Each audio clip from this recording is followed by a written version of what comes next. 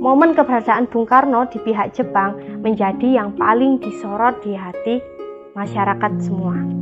Kenapa begitu?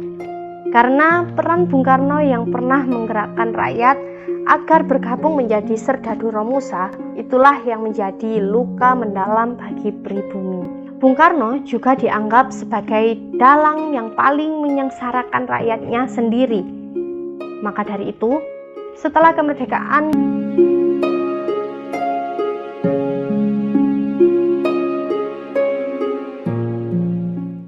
Assalamualaikum warahmatullahi wabarakatuh. Halo teman-teman, jumpa lagi di channel YouTube aku ya. Apa kabar kalian semua? Semoga dalam keadaan sehat, walafiat, bahagia, dilancarkan rezekinya dan dimudahkan segala urusannya. Nah, sudah memasuki bulan Agustus ya teman-teman. Seperti yang kita tahu ya teman-teman, setiap tahun pada tanggal 17 Agustus atau yang biasanya kita sebut dengan 17-an, rakyat Indonesia akan merayakan hari kemerdekaan dengan sangat meriah. Contohnya seperti di dusun-dusun di daerahku ya teman-teman, yang dari awal bulan Agustus ini masyarakatnya sangat antusias untuk berlomba-lomba menghias dusunnya agar lebih bagus dan menarik dari dusun-dusun lainnya. Untuk memperingati dan merayakan hari kemerdekaan 17 Agustus, pada pagi hari biasanya yang akan diawali oleh upacara pengibaran bendera. Nah, ini merupakan hal yang sangat sakral bagi rakyat Indonesia dan merupakan peringatan detik-detik proklamasi. Dan selanjutnya akan diadakan berbagai macam perlombaan yang seru oleh masyarakat, seperti lomba panjat pinang, lomba makan kerupuk, lomba tarik tambang, lomba hias sepeda, atau bahkan ada yang lebih seru, lomba jalan santai yang berhadiah berbagai macam hadiah menarik ya. Dan menjelang hari kemerdekaan, tak luput Presiden Republik Indonesia selalu memberikan pidato kenegaraan dalam rangka hari bersejarah kemerdekaan Indonesia dan disiarkan secara langsung di semua saluran TV Indonesia. Nah, ngomongin soal presiden ya, kali ini aku akan flashback ke belakang ya, yaitu membahas topik tentang Bapak Presiden pertama kita di Indonesia. Nah, siapa sih yang tidak tahu sang proklamator kita, yaitu Bapak Insinyur Soekarno? Ayo, siapa yang belum tahu? Ya, jika berbicara tentang sejarah kemerdekaan bangsa Indonesia, nama Bung Karno seolah-olah itu terus melekat di sisi rakyat Indonesia.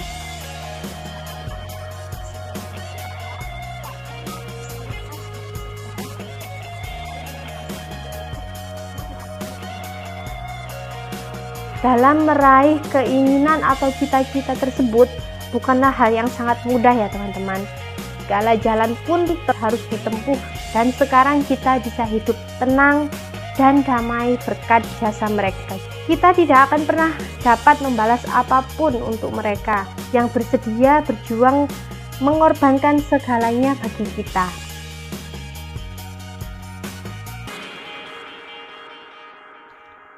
Setiap insan atau manusia pasti mempunyai sisi gelap dan sisi terang, tanpa terkecuali juga kepada Bapak Presiden pertama kita yang juga tidak luput dari kedua sifat tersebut. Untuk mencapai sebuah tujuan dalam penyelesaian suatu masalah, kedua sisi tersebut akan selalu ikut andil dalam pemikiran manusia. Di dalam realita kedua sisi ini selalu bertabrakan ya, dan akan selalu terjadi pertempuran antara sisi gelap dan sisi terang, hingga pada akhirnya memunculkan salah satu pemenang sebagai satu-satunya jawaban sebagai keputusan final. Oke, aduh, agak berat ya. Kali ini aku akan membahas sisi gelap atau sisi kelam presiden pertama kita, yaitu Bapak Soekarno, yang mungkin belum diketahui masyarakat Indonesia. Salah satunya yaitu saat masa penjajahan Jepang.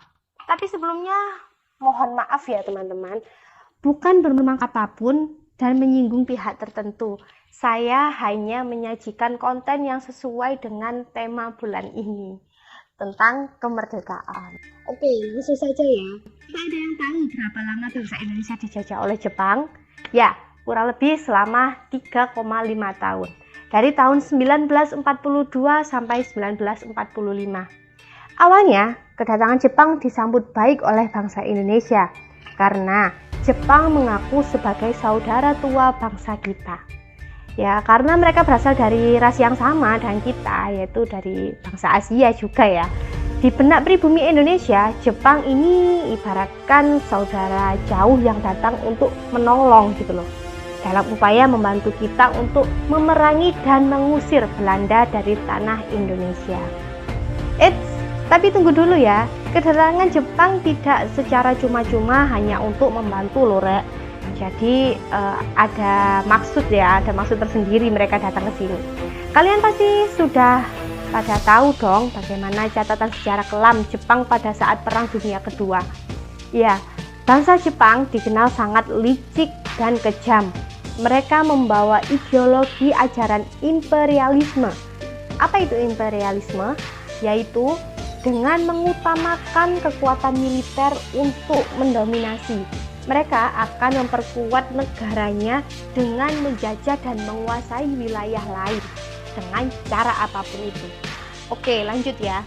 Setelah Jepang membebaskan para golongan nasionalis Indonesia dari penjara, di situ Jepang mulai menjalani visi dan misi jahatnya dengan dalil bahwa mereka tidak ingin menjajah Indonesia karena mereka bersaudara dengan kita. Nah, mereka mulai menjalin hubungan baik dengan rakyat dan mulai merangkul kalangan ulama-ulama, terutama kiai-kiai di kalangan pesantren atau pedesaan. Dan yang paling inti adalah merayu GNI. Mereka selalu mengajak bekerja sama para golongan-golongan nasionalis ini. Nah, kenapa demikian? Karena Jepang tahu sekali bahwa golongan nasionalis sangat berpengaruh terhadap masyarakat.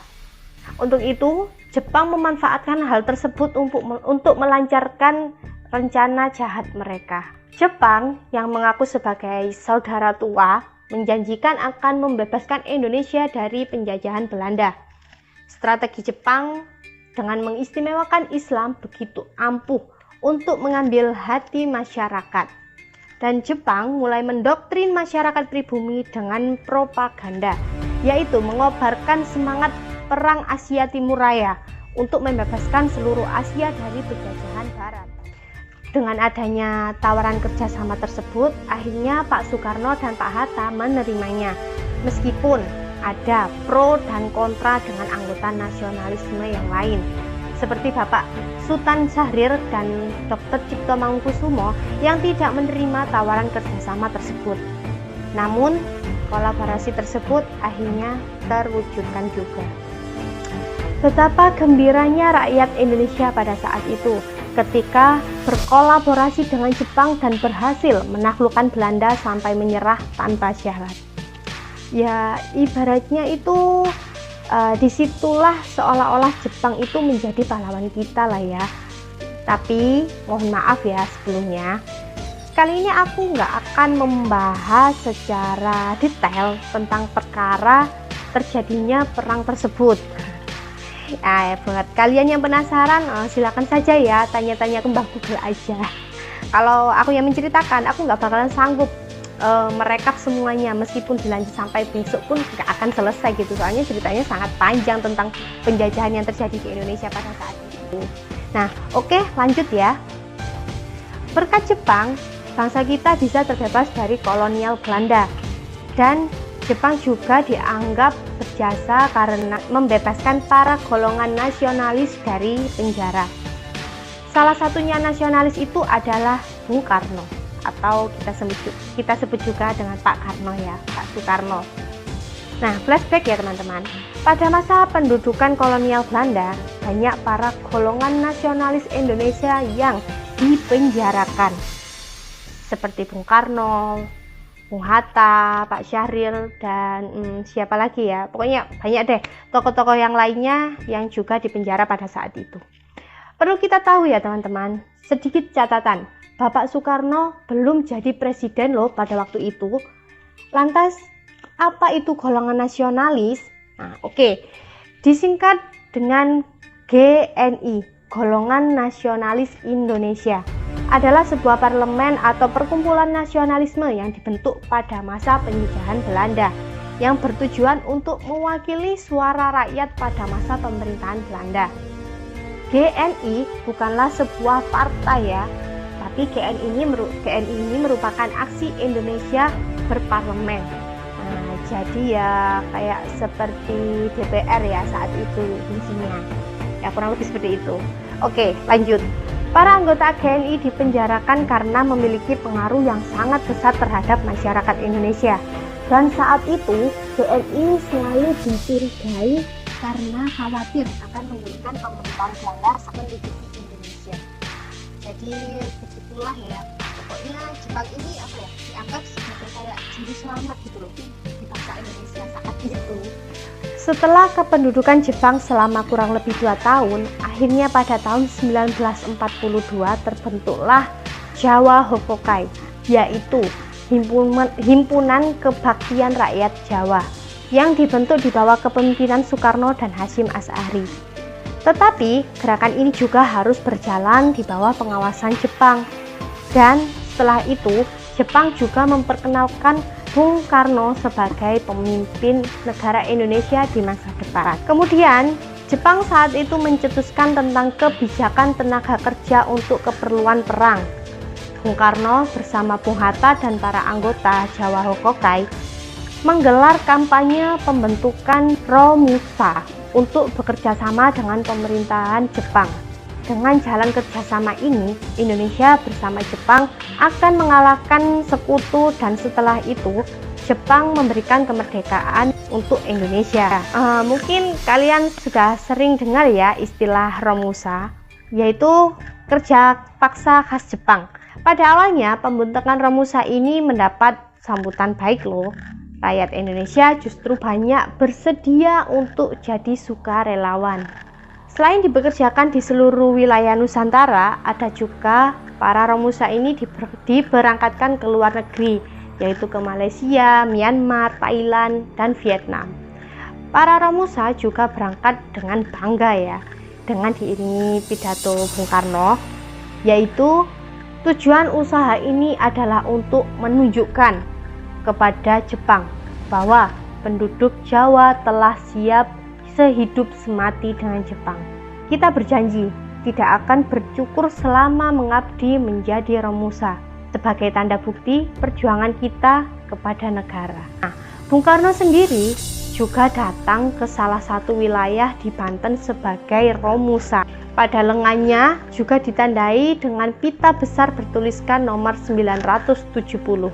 Nah, di sini bisa kita simpulkan ya, dengan nomor pita yang dipakai Bung Karno bahwa relawan Romusa hampir mencapai ribuan. Sampai menjadi berita dan masuk koran-koran pada zaman itu bahwa Bung Karno tinggal di kamp pondok sederhana yang dibuat untuk Romusa dan dia juga makan makanan yang sama dengan para pekerja lainnya. Koran juga membuat foto saat Bung Karno mengangkat karung pasir dalam pekerjaan sehari-harinya. Namun, berbeda dengan Romusa lain, Bung Karno dan rombongan hanya beberapa hari saja di sana. Kemudian, Bung Karno beserta rombongan kembali pulang ke Jakarta, dan para Romusa asli harus tetap tinggal di Banten. Seiring berjalannya waktu, ketika kebutuhan Jepang untuk berperang semakin meningkat, Jepang menginginkan tenaga kerja yang lebih banyak lagi. Pengarahan semua rakyat pribumi mengikuti Romusa menjadi sebuah keharusan, bahkan menjadi sebuah paksaan. Hal tersebut membuat rakyat kita menjadi sangat sengsara. Ya, kita bayangin saja ya, rakyat kita dipaksa membangun semua sarana perang yang ada di Indonesia. Selain di Indonesia, rakyat kita juga dikerja paksakan sampai ke wilayah Asia lainnya. Semua dipaksa bekerja sepanjang hari tanpa diimbangi upah dan fasilitas hidup yang layak. Akibatnya apa? Banyak dari mereka yang tidak kembali lagi ke kampung halaman mereka karena sudah meninggal dunia. Dari catatan seorang sejarawan Jepang, Aiko Kurosawa, kerja paksa yang digelar Jepang di sepanjang Asia dari Thailand sampai ke Myanmar telah menyebabkan kematian sebanyak 30.000 Romusa, dan diantaranya berasal dari Indonesia. Demikian pula di Provinsi Banten saat pembuatan rel Suketi hingga ke Bayah. Dalam catatan bahwa ribuan Romusa mati kelaparan dan diserang penyakit malaria dan kolera. Setidaknya kurang lebih ada 300-an Romusa mati setiap bulannya. Astagfirullahaladzim, sangat kasihan ya teman-teman. Dari sini kita juga sudah bisa tahu ya bahwa perangai Jepang memang benar-benar sangat kejam. Penggerakan Romusa adalah sistem kerja yang paling kejam selama bangsa ini dijajah. Dan soal Romusa seringkali menjadi titik hitam yang kerap dialamatkan kepada Bung Karno. Bagaimana tidak, sejarah kolaborasi antara Jepang dan tokoh-tokoh nasionalis terus menjadi kontroversi hingga saat ini. Meskipun banyak sederet tokoh nasional dan ulama kiai yang bekerja sama dengan Jepang, namun momen keberadaan Bung Karno di pihak Jepang menjadi yang paling disorot oleh masyarakat dan paling diingat hingga saat ini. Kenapa begitu? Karena peran Bung Karno yang pernah menggerakkan rakyat agar bergabung menjadi serdadu Romusa, itulah yang menjadi luka mendalam bagi pribumi. Bung Karno juga dianggap sebagai dalang yang paling menyengsarakan rakyatnya sendiri. Maka dari itu, setelah kemerdekaan 17 Agustus 1945, narasi Soekarno sebagai mandor Romusa tak jarang menjadi senjata dari pihak-pihak yang ingin menurunkan pamor besarnya. Namun, Bung Karno tak ingin rakyatnya menyimpulkan terlalu jauh ya. Ia tak memungkiri perannya pernah bekerja sama dengan Jepang. Semua itu dilakukan Bung Karno semata-mata hanya untuk kepentingan rakyat untuk menggapai kemerdekaan. Nah, Bung Karno sendiri bukanlah seorang pengecut seperti Jepang yang tidak mengakui kejahatannya di masa Perang Dunia Kedua. Bung Karno seorang pemberani yang berbesar hati mengakui dosa-dosanya. Dalam catatan sejarah biografinya, sang proklamator ini menyampaikan pengakuan dan sebuah penyesalan yang mendalam. Berikut pengakuannya. Sesungguhnya akulah Soekarno yang mengirim mereka kerja paksa. Ya, akulah orangnya. Aku menyuruh mereka berlayar menuju kematian. Ya, akulah orangnya. Aku yang membuat pernyataan untuk mendukung pengarahan Romusa. Aku bergambar dekat Bogor dan dengan topi di kepala dan cangkul di tangan untuk menunjukkan betapa mudah dan enaknya menjadi seorang Romusa. Dengan para wartawan, juru potret, kepala pemerintah militer Jepang, dan para pembesar pemerintah, aku membuat perjalanan ke Banten untuk menyaksikan tulang-tulang kerangka hidup yang menimbulkan rasa belas, membudak di garis belakang yang jauh di dalam tambang batu bara dan juga tambang emas. Mengerikan. Ini membuat hati di dalam seperti diremuk-remuk. Begitulah ucap dari Bung Karno. Meskipun Bung Karno sudah mengetahui dari jauh-jauh hari bahwa hal ini pasti akan terjadi, karena pada masa pendudukan Belanda, Jepang mengirim mata-mata ke Indonesia untuk mengawasi keberadaan Belanda. Setelah penjajahan Belanda berakhir, kedatangan Jepang tak lain dan bukan hanya akan menjadi penjajahan selanjutnya yang harus kita hadapi bersama.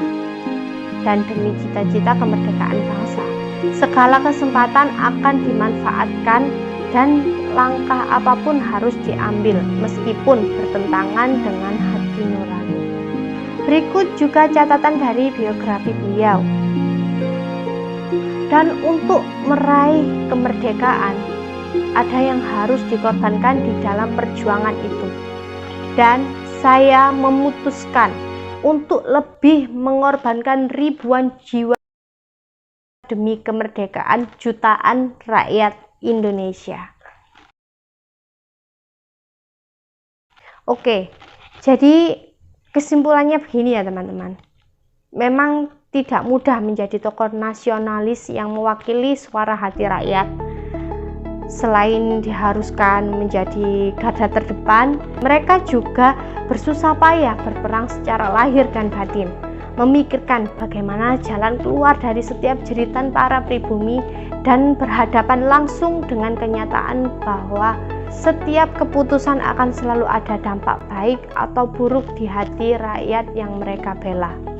Namun, lagi-lagi perlu kita sadari, apabila tanpa keputusan yang mereka buat pada saat itu, ya mungkin di tahun sekarang kita belum bisa bernafas dengan lega dari jajahan Belanda dan Jepang. Jadi, ya setiap manusia akan selalu hidup berdampingan dengan sisi terang dan sisi gelapnya masing-masing. Pemikiran-pemikiran tersebut akan terkunci rapat di setiap kepala individunya, entah itu positif ataupun negatif. Dan inilah yang disebut manusia dengan sifat manusiawinya.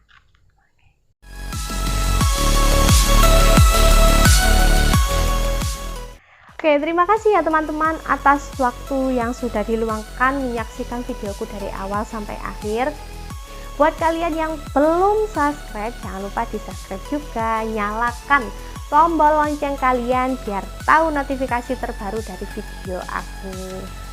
Oke, jangan cuma nonton aja ya, kasih kritik dan saran kalian di kolom komentar yang akan membantu aku untuk membuat konten-konten yang lebih bagus dan lebih menarik lagi. Oke, terima kasih, salam sejahtera, sehat buat kita semua. Dirgahayu Indonesia, sejahtera bangsaku, sehat selalu negeriku. Oke, wassalamualaikum.